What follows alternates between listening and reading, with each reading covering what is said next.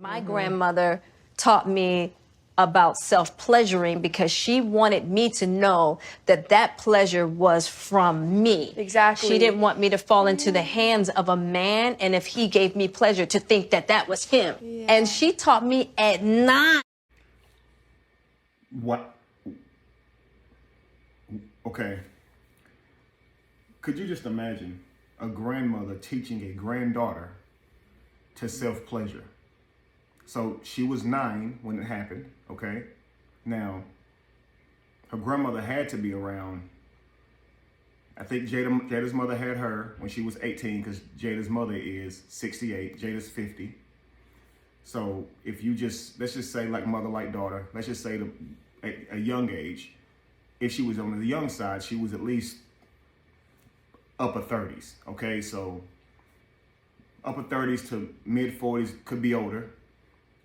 Teaching a 9-year-old to self-pleasure, but for what? So just in case she fell into the hands of a man, she would know that the man wasn't pleasuring her. Can you, just for a second, imagine the psychology of her grandmother. What must she have gone through to where she would teach a 9-year-old little girl to self-pleasure so she would know she didn't need a man, but not just not need a man if she fell into the hands of a man. So she likely was assaulted and regretfully felt pleasure from it and spent her entire life chasing that trauma. So she teaches her daughter to self-pleasure, so just in case she falls into the hands of a man, she'll know it's not that man pleasuring you. But here's the kicker. There's got to be another way to teach someone this. And why 9 years old? You can't think of the ramifications or the adverse effects that can come from teaching someone that. Listen, family, we've dove into Will Smith. We've dove into it. We've dove into Jada actually, but I have another perspective for you guys. Okay, I said yesterday it was my last video, but last night, I don't know why, just this horrible feeling came over me, okay? And I began to think, what if Jada harmed herself in some way? What if all these people are now saying things to her to hurt her feelings? She said she was okay with the head jokes before the Oscars. When the Oscars happened, you could tell she was offended. You've seen her cry over this. Will Smith has already expressed that she cried for 2 months straight. She has had thoughts of suicide. And right now, the whole world is just going in on her. And so I begin to feel saddened for her because we all come to Will's rescue by exposing his life, but in such a way so we can know that it's not really his fault. His actions are stemming from his past traumas. But I don't think we've done that with Jada. Why is Jada the way she is? Because we're just acting like Jada is choosing to be this way, right? So listen to something that happened to Jada when she was 9 years old. You ever had that happen to you? Yo, what would that do to you at 9 years old? What kind of effects do you think that would cause your self-pleasuring at 9 with the intention of knowing that you're pleasuring yourself so you can know no one else is doing that for you? Because someone taught you to do this. Regardless whether they come from trauma or not, what Jada was experiencing right there was molestation. Now listen, family, I want to show you guys these clips in this video to show you how generational curses continue when we don't do the work or take the responsibility to break them. We will repeat what our parents did, even if we hate them, even if we strive to be better than them. If we don't deal with the trauma, we will become them in their actions. Life repeats itself, okay? Watch this, guys. Each of my siblings responded differently in ways that would go on to define who we were for much of our lives. If Harry was fight, Ellen was flight, and I became a pleaser. I wanted to please and placate him because as long as Daddy-O was laughing and smiling, I believed we would be safe. My little 9-year-old brain processed Daddy-O's abusive episodes as somehow being my fault. I should have been able to keep my father satisfied. I should have been able to protect my... So, ironically, Will Smith was 9 years old when he was traumatized. by seeing his mother cough up blood after being hit so hard by his father. And what happens is when trauma happens, family, is there's chemicals that are induced in your brain. At that moment, it was life altering for him because he became a victim. He told himself it was his fault. And he's chosen to try and grow out of that, to get to restore his ego from that moment. He says that he feels like a coward, okay, because he didn't react in that moment. But listen to what he said. He became a pleaser, okay?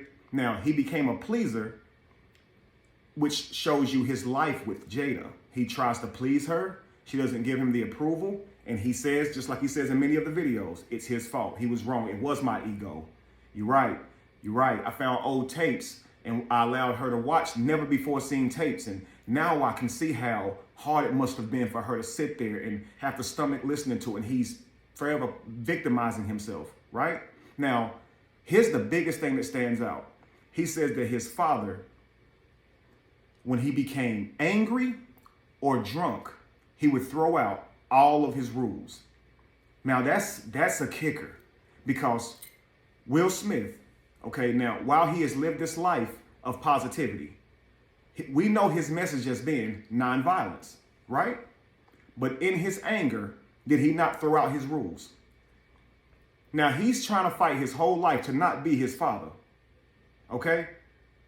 Even thought of competing with his father in the form of revenge to get his father back, hurting his father. But low-key is becoming his father. At this moment that you realize this, Will, forgive your father. Forgive him, knowing that he was a manifestation of his actions regardless of how egregious you find his actions. You now know that if you leave this unchecked, them same manifestations are going to come out of you. Due to unforgiveness, we only put ourselves in a hell, and we are doomed to live a chaotic life until we forgive these people. Let it go. It's causing you so much pain. The same actions are literally coming out of you like a volcano. He made himself a victim then at 9. Now, life works in threes. It's amazing. You can see this depicted all throughout Hollywood. They're always using 3s, 6s, and 9s, whatever. Guys, if you understand numerology, if it's more than one digit, you add them up. What you're left with is the number. All right, but anyway, 3, 6, 9, these numbers are associated with intuition, enlightenment, okay, life-changing moments, okay? At 9 years old, this happened for them, okay? Now, Will Smith became a victim. This next story here, watch how old he was when he became a victim again. I didn't say something happened to him. I said he became a victim, because watch his approach to what happened to him, okay? When I was 15 years old, my first girlfriend cheated on me. Oh. And I remember making a decision that nobody would ever cheat on me again. And the way I was going to do that is by being the biggest actor on earth. Huh. Right? So there's been this weird psychology. All right, he was 15 years old and he got broke up with. You can look around the table, not a big deal. I've gotten, or cheated on. I've gotten cheated on. I'm sure many of you out there have gotten cheated on, but not all of us became victims from this. Do you understand? So because he's already created himself to be a victim, anytime he's hurt, his brain induces those same chemicals, putting him back in that same moment. Victim. It's my fault. It's his fault he was cheated on. Why? He wasn't the biggest actor in the world. And so in order to keep from being cheated on again, he creates this rule, this false dichotomy that he must become the greatest actor in the world to keep that from happening. And we know that that doesn't yield someone not cheating on you, what you do at work. Now watch this, family. Did he not become the greatest actor in the world? That in that trauma right there, he processed a version of himself and literally sought after greatness. Regardless of the intent. His intent was so he would never be cheated on, but okay, so what? Right? Tyrese sang the Coca-Cola song so he could get the attention of a girl. But look what it did for his career. Intent. Irrelevant, family. Look what they became through chasing their greatness. Oh, he became the greatest actor in the world. Wow. And he needed to, because he needed to learn that even that won't yield someone giving you exclusivity. You learn that by building a relationship with someone. You can't accomplish something and try to rule your marriage with accomplishments. You cannot buy attraction. You cannot buy affection. Family. But we all have to learn these lessons. How many of us do the same things, family?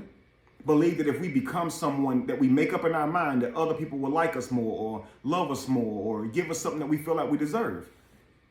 And how many times do when you chase those moments, you end up still not getting what you thought you would get? But see, this is life. It's teaching you lessons, family. All right, let's continue on. Moving on from that moment. Watch this in Jada, okay? Now you see how Will, from that moment of trauma, begins to recreate that life, right? Now watch this, family. Listen at Jada now.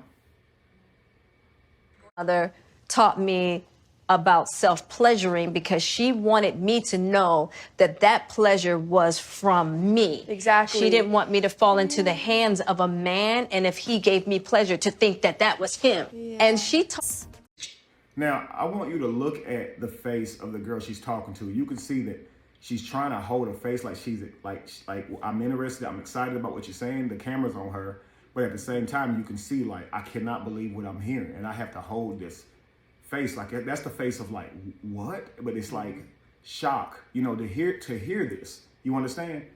But again, what could that have done to Jada? What could that have caused? We know what caused the grandmother to do this. Okay, what would cause Jada?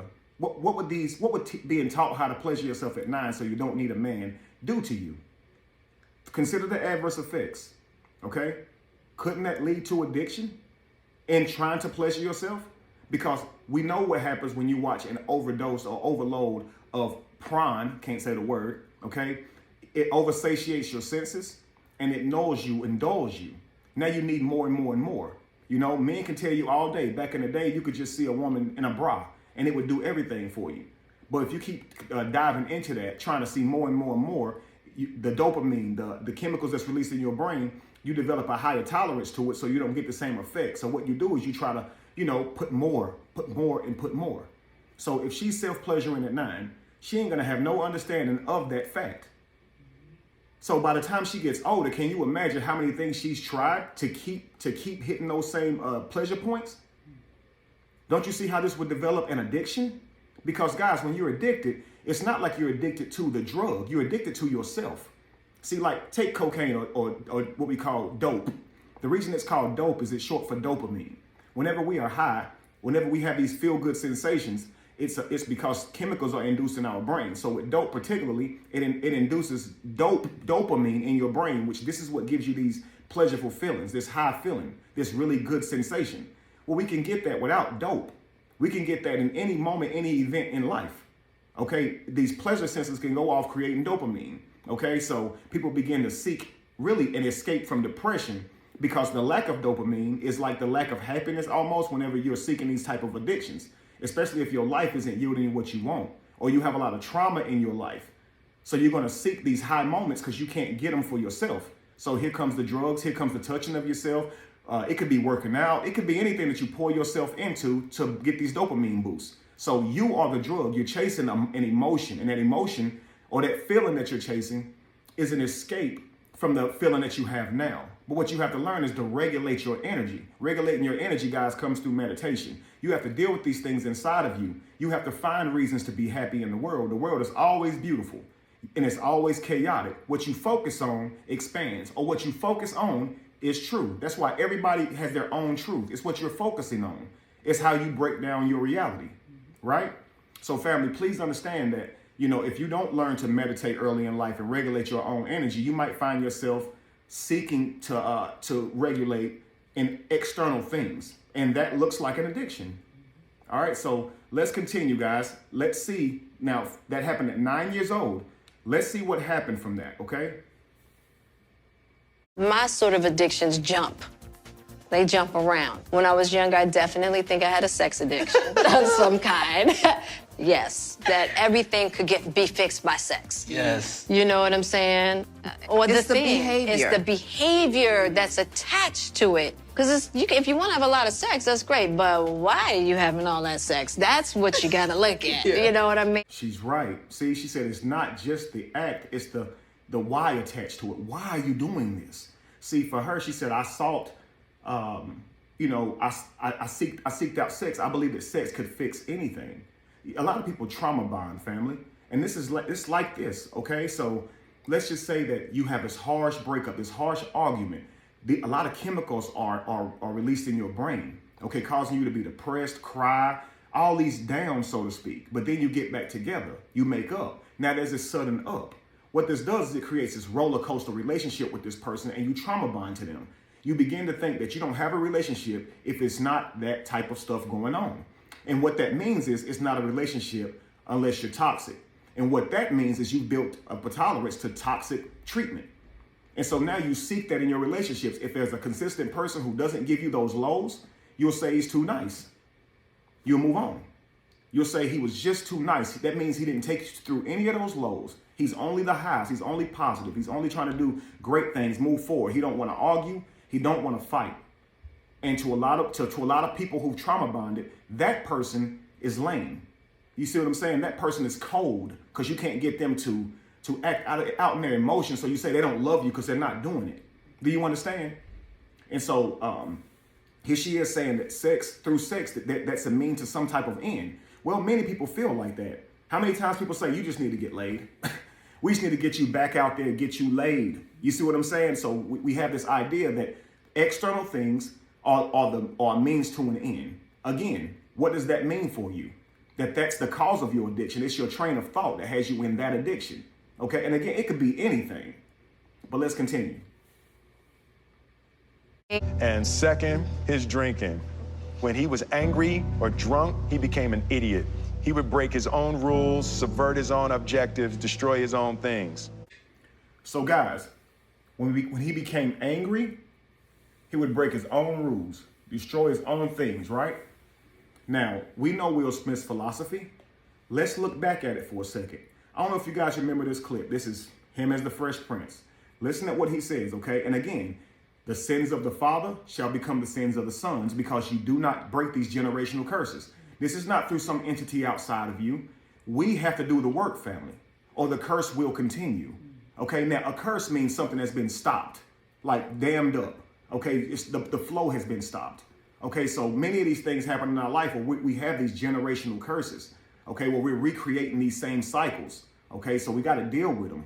Deal with the blockage, and the flow of love or whatever it is that you're seeking can flow again.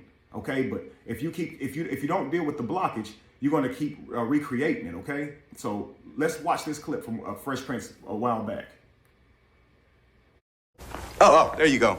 Hey, check this out. Here's the situation. Say you out with your boyfriend, your girlfriend. You know, you're at school, you at a club or something, getting busy. All right, you just having fun. Somebody steps up to you and they tell you they want to rumble. All right, now just stop for a second. Before you lose your head, get all crazy and toss your hands up, just think. The person that uses their head can always defeat the person that's just trying to use their hands. Now remember that, because the more you never... You see that? And as you see him throw his rules out the window when he gets angry. He said the person that's using their head can always defeat the person who is using their hands. Chris Rock and Will Smith. According to Will Smith, who wins, family? Chris Rock, right? He used his head. Will Smith used his hands in that moment. Because Will Smith got angry and became his father and threw out his rules. He said, I wanted to please daddy and I wanted to protect mama. I'm sorry, mama. In that moment, family, if he don't protect Jada, that's another moment that he's going to be a coward. And he's going to be done failed Jada. Can you imagine failing Jada? Now, you do everything you can to make Jada happy. But Jada can't find happiness because inside of Jada is miserable. Whenever you try to do something to make Jada happy, it doesn't produce the dopamine that normal people would get. So Jada is angry about that, and she gives punitive treatment for that, okay? Now, again, family, he wanted to protect Jada. You think he's about to miss this moment right here of protecting her? He already missed that moment when he was 9 years old. Now, family, the Oscars happened on March the 27th, 3/27, 2022, 3276. Another moment for awakening. Another moment. All these things seem to explode right in front of us. Let's continue. I'm gonna start a bit with you, Gammy. What made you decide, all right, this is it, 27 years ago? You know, I hate to say it, I have to put it on somebody else. No. Like, it wasn't about me. I had already lost my mother. I had already lost a husband. I had already lost another relationship. My friends were already frustrated with me. My sister was frustrated with me. You know, I knew that probably my job was in jeopardy. And at that time, I didn't think I was anything without a man. Right. And so I had this man come back in my life. And he actually said to me, you know, I heard that you had been in a treatment, and I started, you know, communicating with this person, and we had an opportunity for a relationship, and I thought that that would not happen. Wow. So it's sad to say that I did it for a man. But hey. But at the end of the day, you get to wherever you That's get. right. And then hopefully Yup. the light will go on and you'll realize that it's about you. That's right. That's right. And I had to come to the understanding that Yeah. there was a power Yeah. that God had been, Yeah. that God had been looking over us, Yeah. you and me, Yeah. through all of that. Yeah. And I just had to let go. I had to let go and surrender Yeah. so that I could receive what he was trying to do Yes. through other people. I can't even get it out. Yep. I'm proud of you, Cam. No tears. No tears. Or tears. That's tears of joy right there. Yeah. You made it through. Yeah, that let me tell you, that's exactly. You made it. All right, guys, so this clip is very important, okay?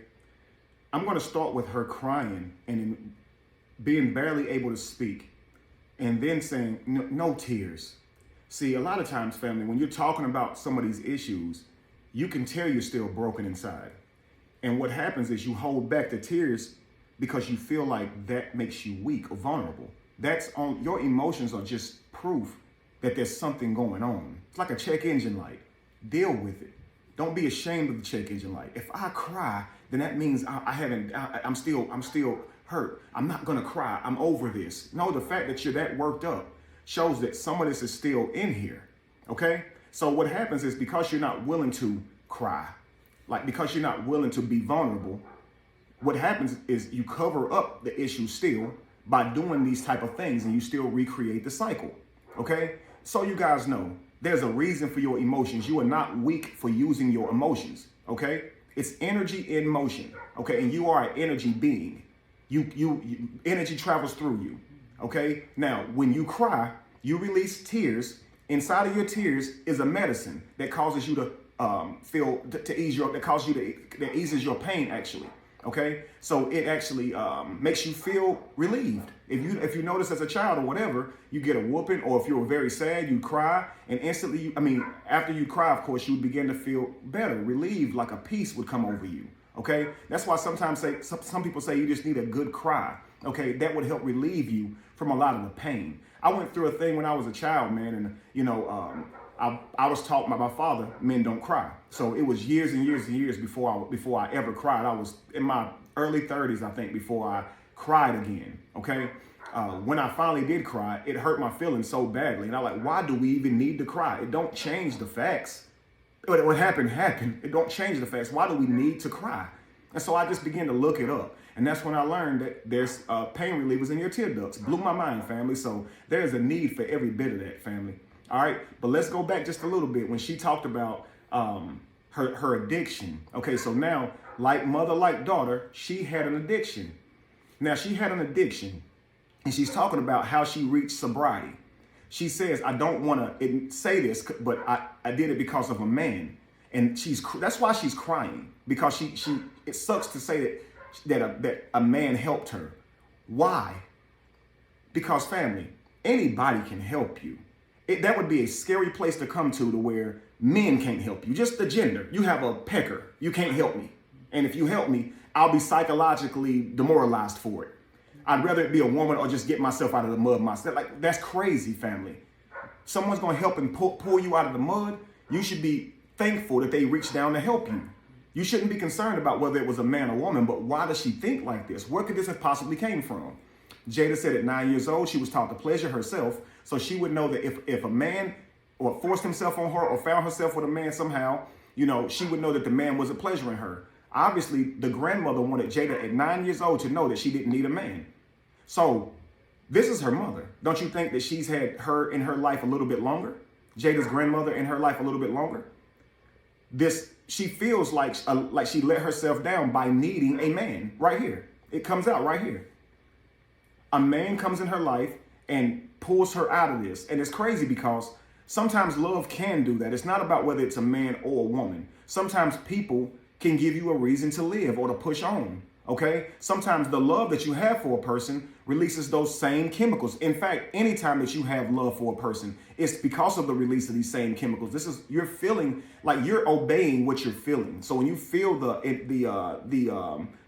chemicals in your brain, from that you determine that you love someone or like someone or hate someone or have a distaste for someone. You eat the food first.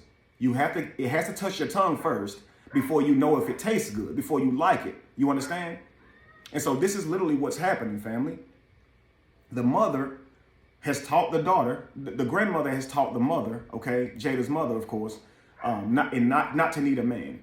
She ultimately ended up coming out of her drug addiction because of a man and feels ashamed of it. Now, August is on the same show. He had a drug addiction. He came out of it with the help of Jada, but he's not sitting around crying because he came out of it through Jada. He's trying to cheer Gammy on by telling her it's okay. Like, at least you came out of it. You don't have to do this to yourself. And see, in that moment, it shows you that she developed a new trauma from that moment. Something that she haunts herself with. Free from the drug addiction, but now is carrying this guilt around like a sword, stabbing yourself with guilt. But it was a man who helped me. That's something else to be ashamed of. This is what I mean. We're on drugs off of ourselves. We keep creating the same thoughts that we getting high off of. Seriously. We're creating this in our minds and then we living it out because the cycle's not broken. The thing that's making you sad is often a thought that you're creating that you're feeding off of getting high. And this is what's happening. Nobody told her to feel like that because it was a man that helped her. She's generating that through her own background.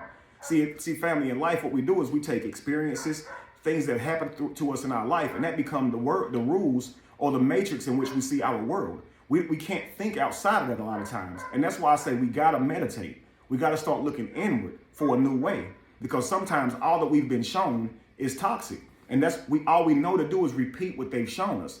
Y'all see it now, and y'all think the people who are doing these acts are evil, but these people are broken. They're repeating what has already been done to them. Let's continue. In my depression, using ecstasy, drinking a whole lot, and smoking a bunch of weed and trying to just find some peace in my mind.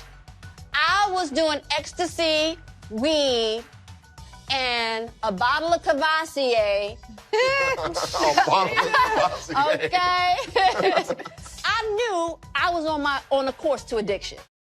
So as you can see, Jada has multiple types of addictions, which tells you she's not addicted to one thing. She's addicted to self-medicating. And that can be in any form, family. You understand? She goes on after that clip to talk about working out. From the outside looking in, working out can seem like a great thing. You wouldn't think a person's feeling down on themselves because they work. Well, you would. They're working out to get in shape and probably feeling down on themselves. But not that they're on the edge of like suicide or anything because they're working out. But guys, do your research. You'll see a lot of people who committed suicide were going to the gym, staying in the gym 24/7. Okay, so we see their bodies looking great. Look at men after a harsh breakup. They're depressed, and that's what led to that body. The workouts was to take their mind off of the depression. They end up with this rock hard frame, but at the same time, they don't deal with the trauma, so they still treat women badly due to the not wanting to be vulnerable from the pain they went through. Yo, it's mind blowing. You put all those muscles on your back and still didn't heal your mind. And you'll still vibrate to yourself that same type of woman because you haven't been accountable to being a better man. It's unreal. So now the same things will happen to you, but this time you have muscles on your back, or you have a whole bunch of money, or you'll be the greatest actor in the world. Or you'll be very successful at acting as Jada and still becoming your mother through the addictions, still becoming your grandmother through the sexual acts. Unreal. They literally are pulling from their parents, the generational curses from their parents and grandparents, and recreating them. Willow, Jaden, man, I got hopes for y'all, man. Like, deal with yourself before the things that y'all went through by being raised by hurt people, before those things take hold of y'all and they manifest themselves in a horrible way. Okay, you might think everything's good because you haven't done anything, but it doesn't mean that it's not something in there waiting to happen. If you don't deal with it, we all have it, family. So I make a point every single day to go inside of myself and try and discover if there's anything to heal. You understand, family? So just keep that in mind, family. A religious thought is to always be in consistent prayer so that you know you can have your forgiveness from God. You're always rechecking with God. If there's anything that I've done that offends you, please forgive me, because that you don't want to offend this God. It's the same way with your life. If it's anything that I put into my body today, into my diet, through my eyes, ears, mouth, that could cause adverse reactions from me in the future, let me cleanse myself of it, because sometimes we do this unknowingly. Sometimes it comes in through something you're watching, music you're listening to. You like the beat, but you don't realize all those words are making it into your psyche too. You see, you like the movie, but you don't realize that blood and gore and all the other action things or things inside that movie, drama, is getting to you also. You think you're just being entertained. You watching Love and Hip Hop, you thinking you're just being entertained till somebody make you mad and you become one of those characters and you say some of the same stuff, start arguing just like them. You are what you eat. You are what you consume. What you take into you, family, is going to come out of you whenever you're squeezed, whenever there's pressure on you. If you squeeze a lemon, lemon juice comes out. And I can do this with every fruit, and I'll always be right, because what's in you will always come out. And you cannot blame anyone for what comes out of you. How it did, you can. You insulted me. They're wrong for that, but they're not wrong for how you responded. What came out of you was what was in you. I'm telling you guys, if you a fighter, you're going to fight. If you a fleer, you're going to flee. And if you are a pleaser, you are going to please, regardless of how much you're insulted. That's how you fight. You don't please me sexually. I am going to please Jada I'm working on my Will Smith impersonation. Okay? But he's a pleaser. You understand? Let's continue. So look, Will becomes the father. Jada becomes the mother. Drugs, addict in many different ways, just like the mother had addictions. We're creating the same cycles, family.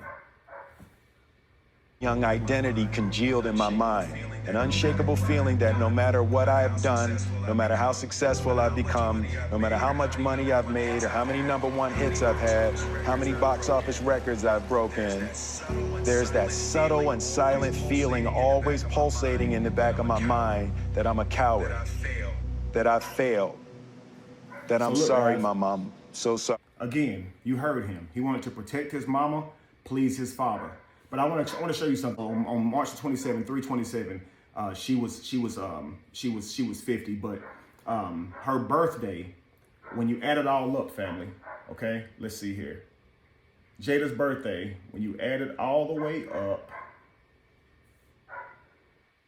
she's born on September the 18th, 1971. So September is the 9th month, obviously. 18 is 9. Now, 1971, when you add all this up and include the 50 years old at the time in there, the number is 39, which is all multiples of 3, okay? Now, this is at the time that it happened. Her age was all multiples of 3, okay? Now, at this time of Will Smith's age, at the time that it happened, Will Smith's numbers are all multiples of 3 as well. So I look at life kind of esoterically, kind of like if you're watching some movie and you're going to break down the symbolism. Look at the numerology. The way Will and Jada could kind of process this thing is life has been speaking to us the entire time.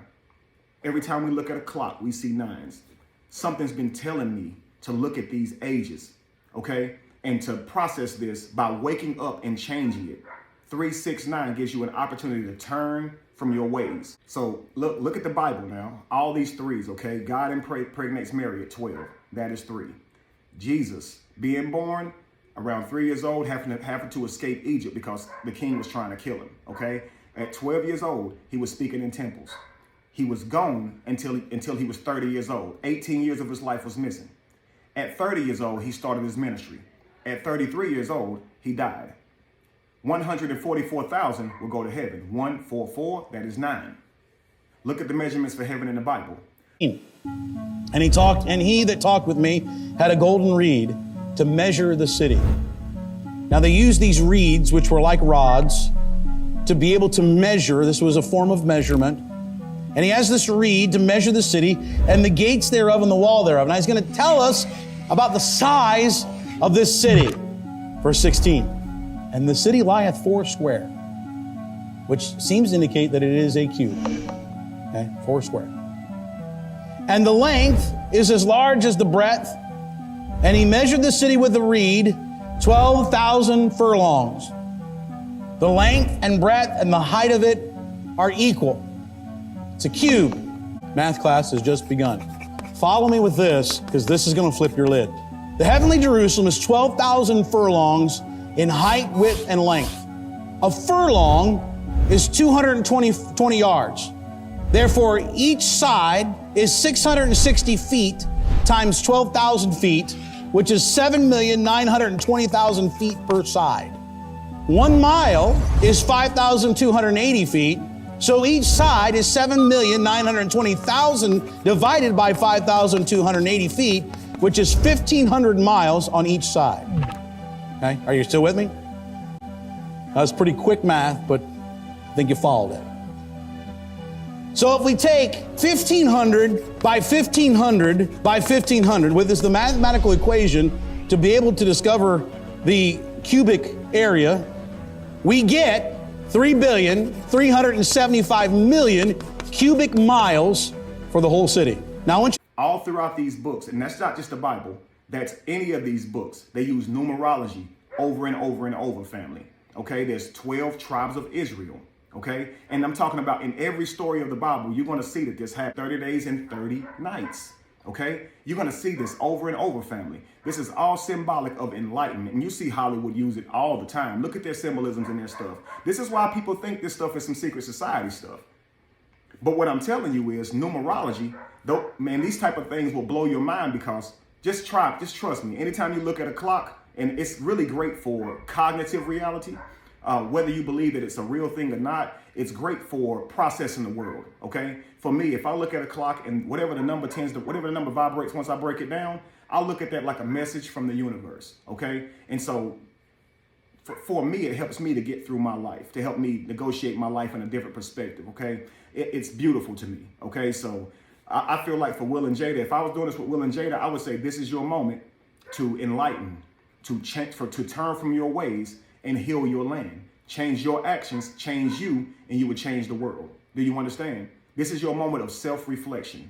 Mind, body, and soul, hone that into place by dealing with yourself. I kept saying go inside of yourself. The number 3 means oneness. Mind, body, and soul into one, right? The gods of the Bible come in 3s, right? The blessed Trinity, Father, Son, Holy Spirit. So, of course, I've told you guys before in the last video, and I'm ending it, okay, guys? But God represents your thought, the thing you don't see, but it's all around you. Your thought is there, like your consciousness, so to speak. This is God, okay? Jesus is God in flesh, right? Spirit, Holy Spirit is your charm, your soul, your essence for life. So whenever you meditate, and that's exactly what you are doing, you are bringing mind, body, and soul, God, Jesus, Holy Spirit into one. And this is when you become wholeness. You become God in its fullness. You have to do this, family, in order to see the world, in order to forgive. Nobody can forgive you. Only God can judge you, right? And only God can forgive you. So when you go into oneness of self, it is only then that you can let that stuff go, that you can forgive, family. And only God can judge. But when you judge, you are judging yourself. When you get angry at somebody, it is you who goes to hell, because it's you who harbor in that anger, not the person that you're angry at. So practice forgiveness. Please understand that I know these things happen to y'all. Many things happen to us growing up, I should say. If we do not forgive these things, family, they will only be chains that hold us back. Your unforgiveness does not hold anybody back. Okay, family? So I encourage you all to rise from what you saw here on this video. We all have it in us. And Jada, please get help and do not harm yourself. Please do not harm yourself. You're worth more than that. The world is going to give you a hard time, believe me. Okay? But I'm telling you, you're hurt.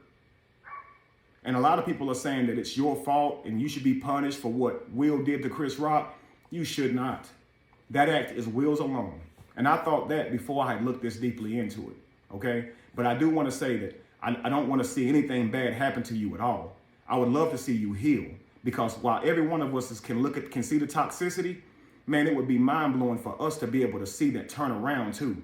And that would be huge, because that'll be something that for us to keep talking about even more. That'll be a greater thing to talk about. Yeah, we saw it tear down, but man, we saw them turn it around and build it back up.